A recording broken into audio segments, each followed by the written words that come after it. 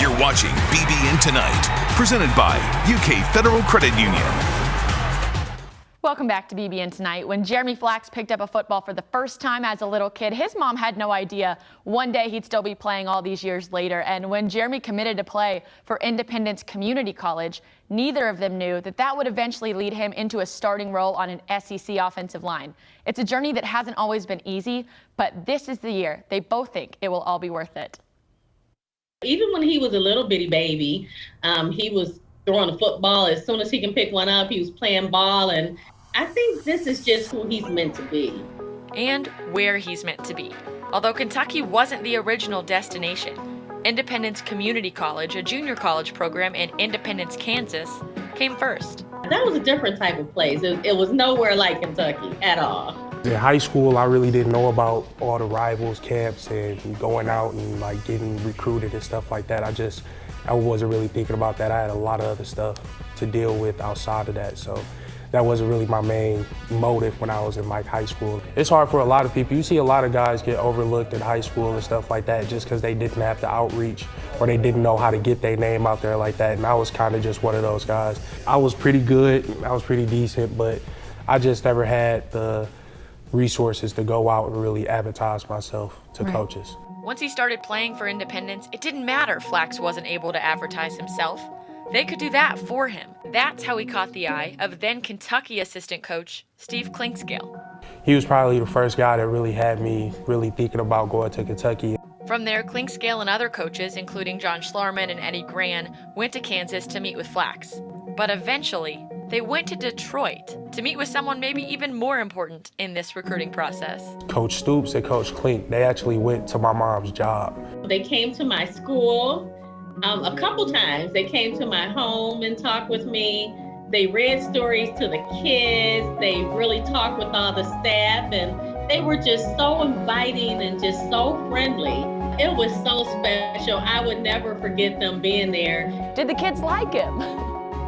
Oh my gosh. For one, when I told everybody that Coach Stoops was coming, the whole building was in an uproar, just whispering, oh my God, he's coming, he's coming. Everybody was looking out the window. The kids were all excited. And when they came, it was like they were royalty. My mom teach kindergarten, preschoolers, so, you know, they all over the place, and they were in there just really cordial, and they came to the house, and that stuff just made, like, the actions just showed me that they care and that they really wanted me there. One of the kids had started to act up, and then the coach just said, come here, and just kind of hugged him close to him and said, help me read the story.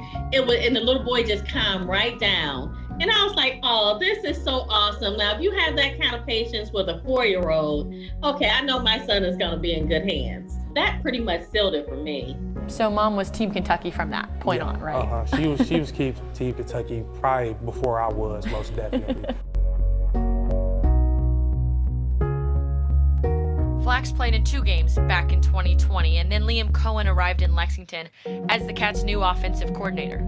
That's when things started to change again. I think Flax right now has probably solidified himself a little bit there at right tackle and done a nice job. 3 months later, Dare Rosenthal announced he was transferring from LSU to Kentucky. He took over the left tackle spot, and Darian Kennard returned to the right side. Both started in all 12 regular season games last season. We thought it would be you at right tackle, right? Yeah. And then so much changed. Yeah. It wasn't even as much as Dare coming in, because I'm not scared of competition. We love competition, so that didn't really bother me. It was just a lot of things outside of football that was just going on with me internally that was ultimately just affecting me physically on the field. It kept me back for a while, and then I was doing fine in the spring, but then one day I come out and I just look like a totally different person, but the next day I look like a starter again. So that inconsistency really just messed me up, and of course, it's hard for the coaches to trust in that when you kind of that inconsistent player, because they know what you can do, but it's can you do it every single time. This year, Flax says his stability has to start off the field. You got to be consistent in everything you do in life, whether it's waking up and making your bed every day or coming in and doing something nice for somebody else. It really starts there. The outside things like school and making sure things good with my family and stuff like that. Just the mental part where I had to make sure I was emotionally happy so I could physically be happy to play good enough and strong enough for the team. He's hoping a new coach will help with that too, and so far so good. Flax called his relationship with first-year offensive line coach Zach Yenzer both father-son-like and brother-to-brother. He's going to demand what he has to demand out of you, and all he expects for you is to give full 100% effort.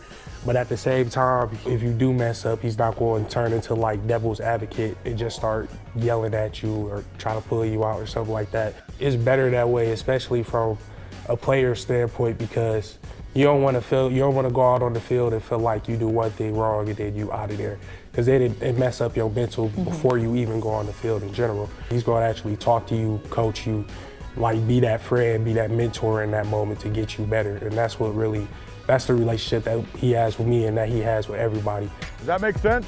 So the wider he is,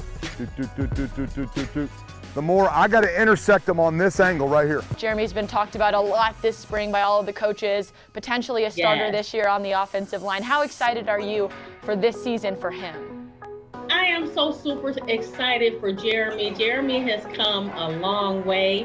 That's his passion, and I talk to him a lot. I call him almost every day and say, hey, you hang in there, you hang in there. You don't have to tell me all your problems or whatever, but I just want you to know that your mom has your back. Jeremy has really matured a lot since he's been there, and he's turned from a little boy to a grown man. You can see the difference in him, the way he talks, the way he thinks, the way he carries himself. So I'm very proud of him. I know I did a lot to get to this point, and just keeping that mindset and keeping my thoughts of where I was at, it just makes me keep wanting to go harder because the job is not done.